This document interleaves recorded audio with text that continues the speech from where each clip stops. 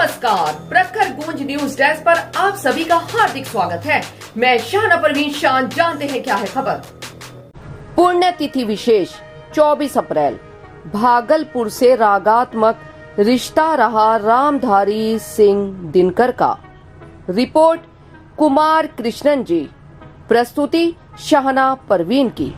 बिहार के भागलपुर से ही राष्ट्र कवि रामधारी सिंह दिनकर को ख्याति मिली। इसे उन्होंने स्वयं स्वीकार किया। दिनकर के मुताबिक 1937 में सुप्रसिद्ध इतिहासकार काशी प्रसाद जायसवाल ने भागलपुर में बिहार प्रादेशिक हिंदी साहित्य सम्मेलन का सभापतित्व किया था। अपनी कविता हिमालय के प्रति उपकार मानता हूँ, जनता में मेरा नाम पहले पहल इसी कविता के कारण फैला, किंतु उससे भी पूर्व इस कविता ने जायसवाल जी का इसने भाजन बना दिया। दिनकर के शब्दों में, यह कविता अचानक लिखी गई। बात यूं हुई, जब सम्मेलन देखने भागलपुर पहुंचा तो मुझे पता चला कि दूसरे दिन जो कवि सम्मेलन होने वाला है उसके लिए कविता का विषय हिमालय रखा गया है। मैं भागलपुर के ही लालू चक में एक मित्र के घर ठहरा। स्थान संकोच के कारण सोने की जगह बरामदे पर मिली। मुझे जो खाट मिली नसखट थी। इसी पर जगह जगह रात भर में कविता लिखी। दूसरे दिन कवि सम्मेलन में जब पाठ किया तो जायसवाल जी समेत पूरी सभा झूम उठी। श्रोताओं की मांग पर उतनी लंबी कविता को 3-4 पढ़वाकर मुझे प्रोत्साहन और गौरव प्रदान किया। दिनकर जी का भागलपुर से रागात्मक रिश्ता रहा है। भागलपुर के सुल्तानगंज से बनेली स्टेट की पत्रिका गंगा में उनकी कविता प्रकाशित होती रही। 10 जनवरी 1964 से 3 मई 1965 तक भागलपुर विश्वविद्यालय के कुलपति रहे। उनकी स्मृतियों का साक्षी खलीफाबाद स्थित चित्रशाला है, जहां वे काव्य पाठ करते थे। हरिकुंज जी, डॉक्टर विष्णु कुमार झा बेचन, बंगला के प्रसिद्ध साहित्यकार वलायन नाथ मुखोपाध्याय, वन फूल की बैठकी जमती थी। भागलपुर के गोलाघाट स्थित छावनी कोठी उनका निवास था। भागलपुर के भगवान पुस्तकालय के चप्पे चप्पे में उनकी स्मृतियां हैं। सुनो क्या सिंधु मैं गर्जन तुम्हारा, स्वयं युग धर्म का हुंकार हूँ मैं। कठिन निर्घोष हूँ भीषण, अश्निका प्रलय गांडीव का टंकार हूँ मैं। जीवन भर अपनी रचनाओं में जन जागरण के लिए हुंकार की गर्जना भरने वाले राष्ट्र कवि रामधारी सिंह दिनकर न केवल हिंदी साहित्य के भंडार को विविध विधाओं द्वारा भरने का यत्न करते रहे, बल्कि क्रांति चेतना के प्रखर प्रणेता बनकर अपनी कविताओं के जरिए राष्ट्र प्रेम का अलख जगाते रहे। दरअसल राष्ट्रीय कविता की जो परंपरा भारतेंदु से शुरू हुई, उसकी परिणति हुई दिनकर की कविताओं में। उनकी रचनाओं में अगर भूषण जैसा कोई वीर रस का कवि बैठा था, तो मैथिली शरण गुप्त की तरह लोगों की दुर्दशा पर लिखने और रोने वाला एक राष्ट्र कवि भी। दिनकर यशस्वी भारतीय परंपरा के वे अनमोल रत्न हैं, जिन्होंने अपनी कालजयी रचनाओं के माध्यम से देश निर्माण और स्वतंत्रता के संघर्ष में स्वयं को पूरी तरह समर्पित कर दिया था। कलम आज उनकी जय बोल जैसी प्रेरणादायक कविता के प्रणेता दिनकर जितने बड़े ओज, शौर्य, वीर और राष्ट्रवाद के कवि हैं, उतने ही बड़े संवेदना, सुकुमारता, प्रेम और सौंदर्य के कवि हैं। दिनकर ने अपनी रचनाओं में संवेदनाओं का बड़ा मर्म चित्रण किया है। प्रण भंग से लेकर हारे से हरिनाम तक में इसे आसानी से देखा जा सकता है। दिनकर की लेखनी में अगर हर्ष है तो पीड़ा भी है, खुशी है तो वेदना भी है, निराशा है तो आशा की उम्मीद भी है, व्यवस्था के प्रति शुभता है तो एक नई सवेरा की उम्मीद भी है, हताशा है तो उससे उबरने की ताकत भी है। दरअसल दिनकर की काव्य योजना उस युग से आरंभ होती है जब गोरी सरकार के अत्याचारों के प्रतिरोध में देश का हर नौजवान सीना तान कर खड़ा था। ये वो समय था जब देश का क्षितिज नवयुवकों की छाती से निकलते हुए खून से लाल हो रहा था। कोड़े खाते हुए निर्दोष जनता के मुख से निकलती हुई वंदे मातरम की हर आवाज एक नई आगाज का संदेश दे रही थी और फांसी पर झूलते हुए निर्भीक चेहरे भविष्य के पट पर लिखे हुए इतिहास की आहट दे रहे थे। उस दौर में दिनकर ने इतिहास की इन घटनाओं को कसौटी पर कसते हुए लिखा, जब भी अतीत में जाता हूँ मुर्दों को नहीं जिलाता हूँ, पीछे हटकर फेंकता बाण जिससे कंपित हो वर्तमान। बचपन से ही दिनकर में राष्ट्रीयता की भावना कूट कूट कर भरी थी। इतिहास और साहित्य के ज्ञान ने उन्हें उपनिवेशवाद और सामंतवाद के गठबंधन के विरुद्ध खड़ा होने पर मजबूर कर दिया। उनके उग्र विचारों में अगर राष्ट्रीय चेतना संपन्न कवि का रूप उभर कर सामने आया तो उसमें तत्कालीन परिवेश और पृष्ठभूमि का बहुत बड़ा योगदान था। स्वतंत्रता आंदोलन के दौरान ज्यादातर कवि गांधी और मार्क्स के विचारों के द्वंद्व में झूल रहे थे। दिनकर भी इससे अछूते नहीं थे। एक और गांधी की अहिंसक नीति और सत्याग्रह तो दूसरी ओर चंद्रशेखर आजाद और भगत सिंह के क्रांतिकारी थे। अहिंसक सत्याग्रह की राजनीति से युवाओं की आस्था हिलने लगी थी। दिनकर ने अपनी इस मन स्थिति को हिमालय कविता में काफी सुंदर ढंग से प्रस्तुत किया है। रे रोक युधिष्ठिर को ना यहाँ, जाने दे उनको स्वर्ग धीर, पर फिरा हमें गांडीव गदा, लौटा दे अर्जुन भीम वीर। दिनकर की राष्ट्रीय भावना उनकी लेखनी के साथ साथ और उग्र होती चली गई। अंग्रेजों के जुल्म और युद्ध की परिणति ने दिनकर को विचलित कर दिया था। दिनकर ने युद्ध के अस्तित्व पर ही प्रश्न चिन्ह खड़ा करते हुए कुरुक्षेत्र जैसा ग्रंथ लिखा। कुरुक्षेत्र में तो दिनकर ने जैसे अपनी आत्म संघर्ष की पूर्ण परिणति ही कर दी। उन्होंने द्वितीय विश्व युद्ध की विभीषिका देखी थी। उनके सामने महात्मा गांधी का सत्य और अहिंसा पर आधारित स्वाधीनता आंदोलन था, जिससे प्रभावित होकर उनमें एक वैचारिक द्वंद्व उठ खड़ा हुआ कि अत्याचार और अन्याय का विरोध अहिंसा के जरिए करना ठीक है या कृष्ण द्वारा हिंसा मूलक युद्ध की नीति उचित है। दिनकर युद्ध के औचित्य पर सवाल खड़ा करते हुए कहते हैं, शांति नहीं तब तक जब तक सुख भाग ना नर का सम हो, नहीं किसी को अधिक हो ना किसी को कम हो। लेकिन दिनकर जितने कठोर उपनिवेशवाद को लेकर थे उतने ही संवेदनशील मानवता को लेकर भी थे।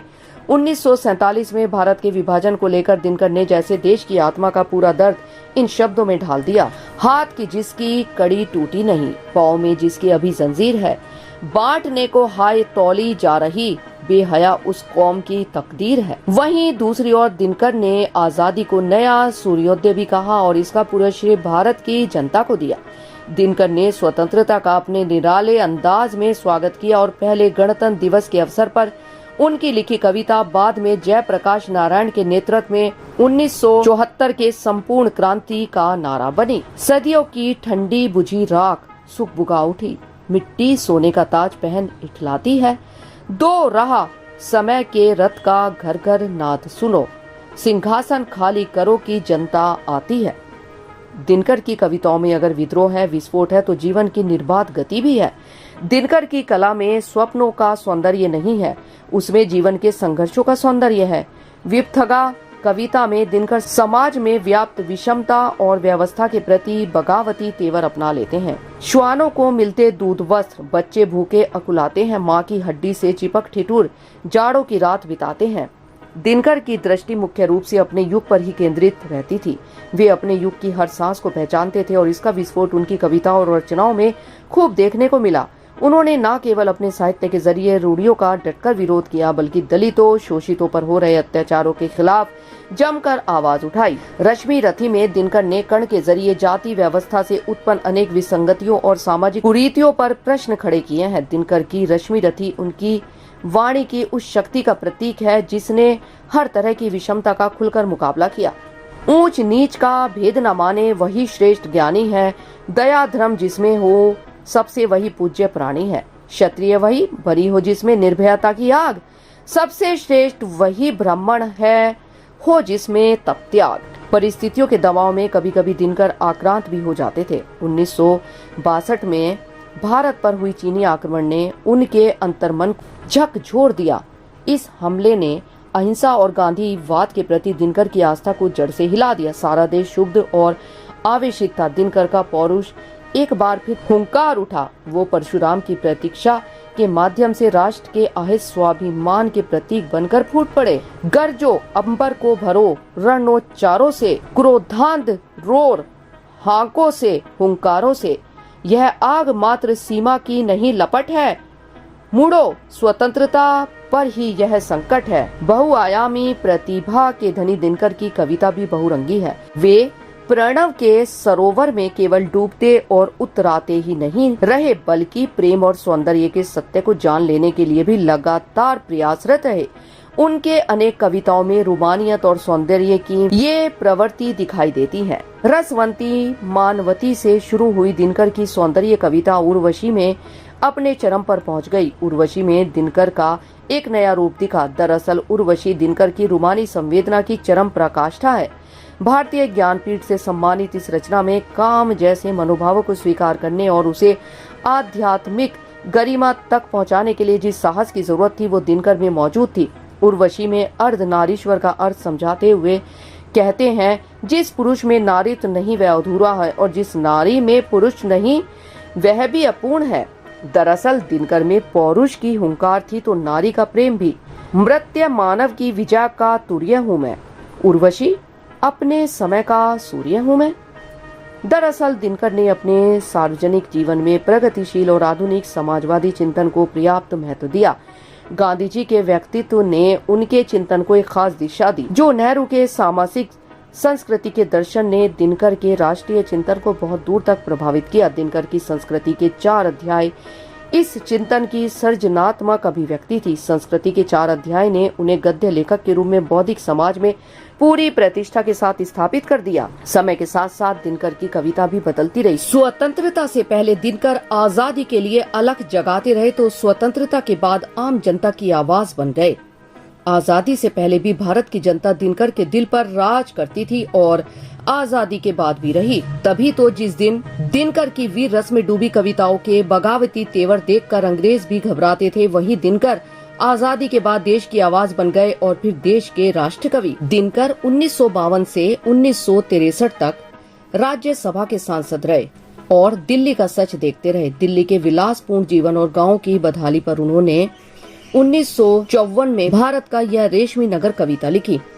दिल्ली फूलों में बसी ओस कण से भीगी, दिल्ली सुहाग है सुषमा है रंगीनी है, प्रेमिका कंठ में पड़ी मालती की माला, दिल्ली सपनों की सेज मधुर रस भीनी है। दिनकर ने कभी भी अपने साहित्य के आदर्शों को लेकर समझौता नहीं किया। उन्होंने भ्रष्टाचार में डूबे देश के कटु सच को बिना किसी डर भय के कहने में कभी कोताही नहीं बरती। टोपी कहती है मैं थैली बन सकती हूँ, कुर्ता कहता है मुझे बोरिया ही कर लो, ईमान बचाकर कहता है आंखें सबकी, बिकने को हूँ तैयार खुशी से जो दे दो। इतना ही नहीं, वे देश और जनता की सुख दुख में अनजान बने नेताओं और बुद्धिजीवियों को आगाह करने से भी नहीं चूकते। समर शेष है नहीं पाप का भागी केवल व्याध, जो तटस्थ है समय लिखेगा उनका भी अपराध। दरअसल दिनकर का मुख्य सरोकार जनता के लिए था। उनके दुख दर्द लिखने, उनकी पीड़ा कहने से था। उनके दुख और जेठ हो की पूस हमारे कृषकों को आराम नहीं है, छूटे कभी संग बैलों का ऐसा को याम नहीं है। मुख में जीभ शक्ति, भुजा में जीवन में सुख का नाम नहीं है। वसन कहाँ सूखी रोटी भी मिलती दोनों शाम नहीं है। हिंदी साहित्य के इतिहास में ऐसे लेखक बहुत कम हुए हैं जो सत्ता के भी करीब रहे हों और जनता में भी उसी तरह लोकप्रिय हों, जो जन कवि भी हों और साथ ही राष्ट्र कवि भी। दिनकर का व्यक्तित्व इन विरोधों को अपने भीतर बहुत सहजता से साधता हुआ चला था। राष्ट्र कवि रामधारी सिंह दिनकर जीवन भर करोड़ों लोगों की आवाज बनकर देश में गूंजते रहे। दिनकर के चले जाने से वह कंठ मौन हो गया जिसने अपने गर्व भरे स्वरों में घोषित किया था, सुनूं क्या सिंधु में गर्जन तुम्हारा, सुनूं क्या सिंधु में गर्जन तुम्हारा, स्वयं युग धर्म का हुंकार हूँ मैं, स्वयं युग धर्म का हुंकार हूँ मैं। आज केवल इतना ही। और अधिक ताजा तरीन खबरों के लिए जुड़े रहे प्रखर गूंज न्यूज डेस्क के साथ।